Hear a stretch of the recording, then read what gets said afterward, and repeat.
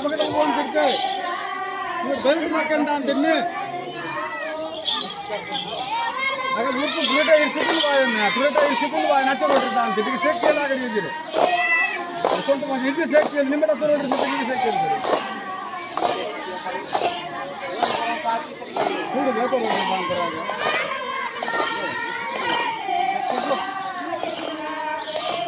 ನೀವು doubt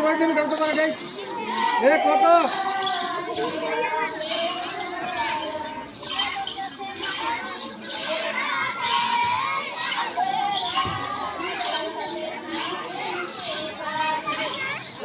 safety ನಿಮಗೆ dub safety ಇದೆ